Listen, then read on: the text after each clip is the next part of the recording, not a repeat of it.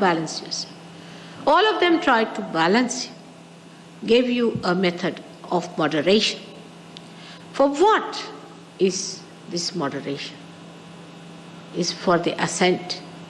If you do not have balance in life, you cannot move. Imagine a car going on two wheels on one side. Even if there's a bicycle, you have to balance it. You just can't ride a bicycle if you don't know how to balance it. So this balance was to be established, and that's why they propounded all these great ideals for all of you.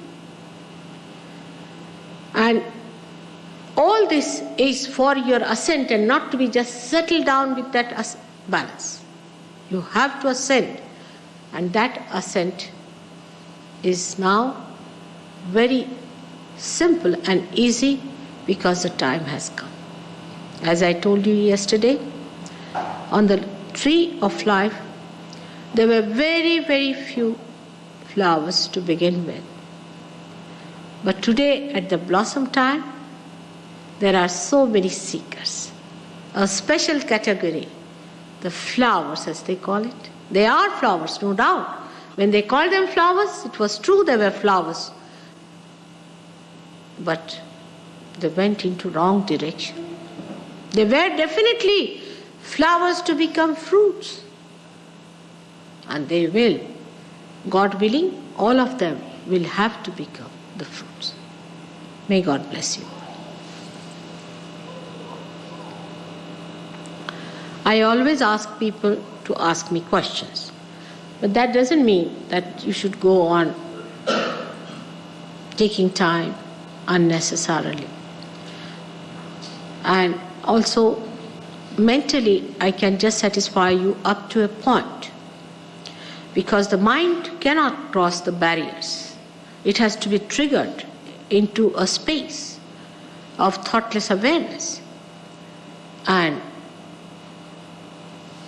what you understand through your mind is only the signboard which you can read. But you have to enter inside. And for that, the ascent has to take place. That's important.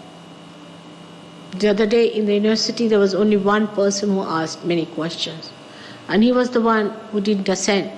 The rest of them all ascended. It's very sad. And we have to work on him. Of course, he is going to ascend because he wants to ascend. But the questions went on like that, and such a waste of time. Because you are earnest seekers and truthful seekers, please ask questions which will help everyone. We have to be kind to everyone. May God bless you.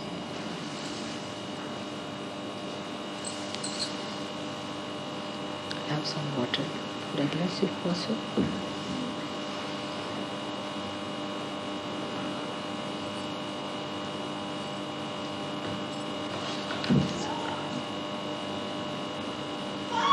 Thank you. If you have any questions, please ask.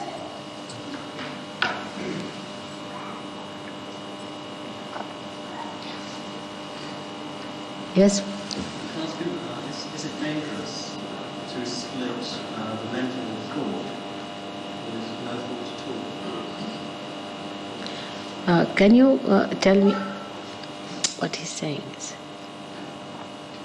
Just tell him. I see I have to be able to. So is it dangerous to split thought, having thoughts, stopping thoughts, and then having no thoughts? Is it dangerous to split thoughts? No. We are not splitting it. You are sadly mistaken. That's not the point. See, a thought rises as a reaction to something, all right? Rises and falls off, and then another thought rises and falls off. In between the thought, there's a little space, which in Sanskrit called as vilamba. Now the thought may come from the future, may come from the past. But when it comes, it goes to the past, all right? Now, what happens that we see the rising of the thought but not falling of the thought. And in between the thought, this vilamba is the present. Now, if I tell you be in the present, you can. But you just go on thinking like mad. On the cusp of the thought you are moving, just like mad. But there's a realm beyond the thought, which is complete awareness and thoughtless awareness, where there is no thought. And thought is a great joy killer.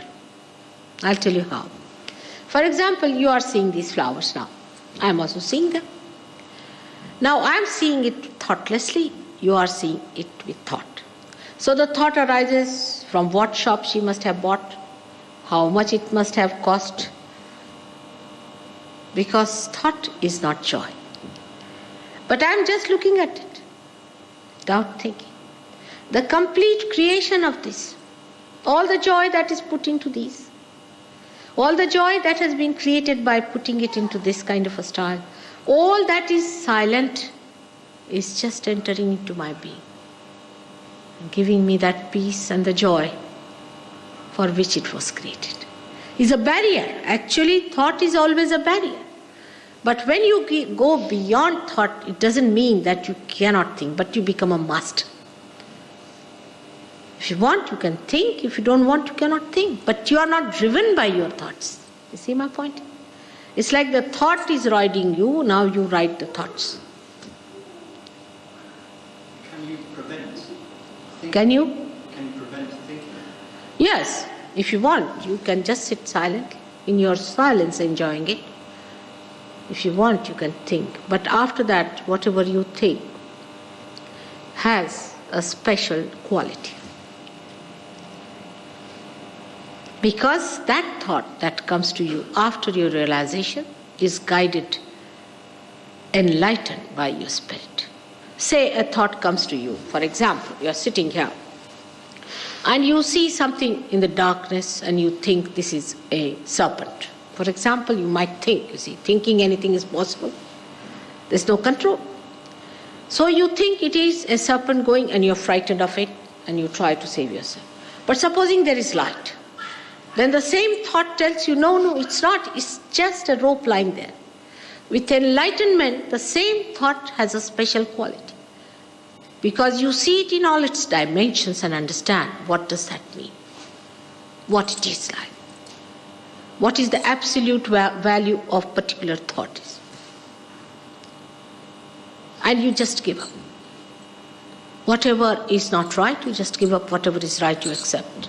Because you see it clearly. So far there is no discrimination. Now a thought comes to a person that let me go and murder someone. This all comes from thought.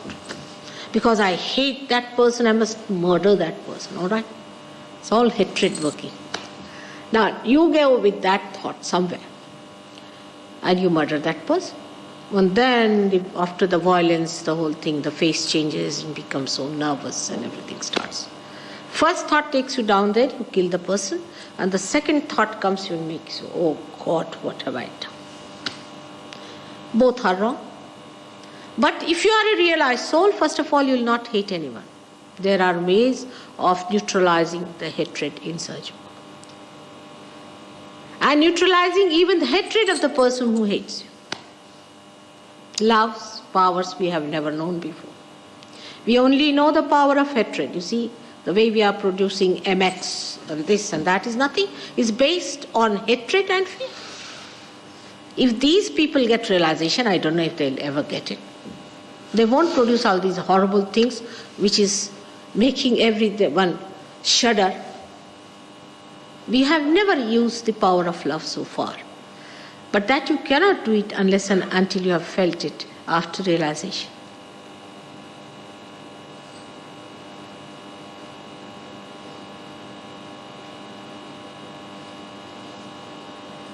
Will you please tell us something of the technique?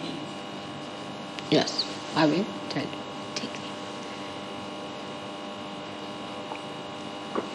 As I said, that it's a spontaneous thing. It's done as a living process, all right? Now, say, if I say that, what is the technique of sprouting a seed? That's a living process. No technique, you just put it in the Mother Earth, it sprouts, it's all built in. It's a divine technique by which it works out first.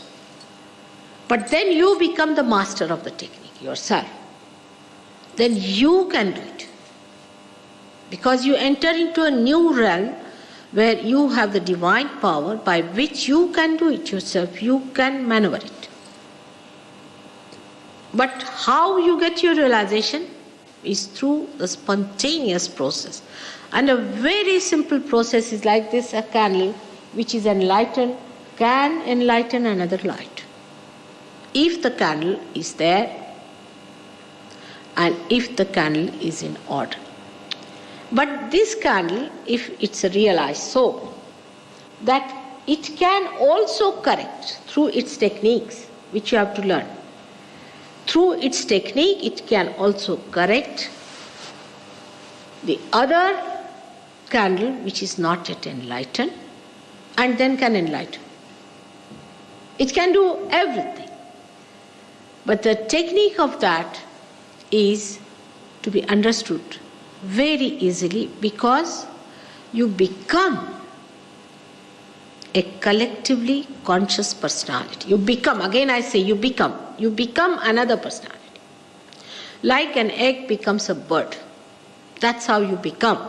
Then the bird has to just learn how to fly. But what is the technique for the egg to become the bird?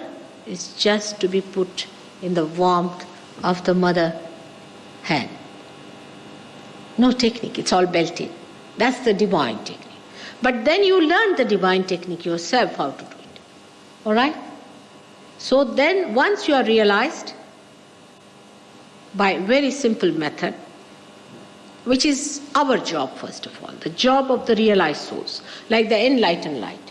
Once that is done for you, then you have to do for others. Then you have to learn the technique. But unless and until you are enlightened, you cannot do any technique, because there's no power flowing. To start this, you have to put it to the mains, isn't it? Otherwise, no use knowing the technique. If you don't know how to start the car, no use knowing how to drive. So let us first start it, and then you will learn the driving. Is it all right now? Having started, how long does it take to become realized? No, you are realized at the start only. To begin with, it takes hardly any time. You get realization first, in the sense that you become collectively conscious, you become empowered. But then it takes hardly any time. For some people, only 6-7 days they can become experts.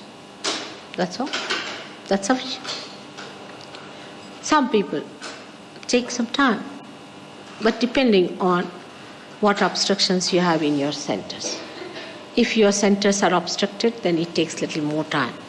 But if they are not, it doesn't take much time.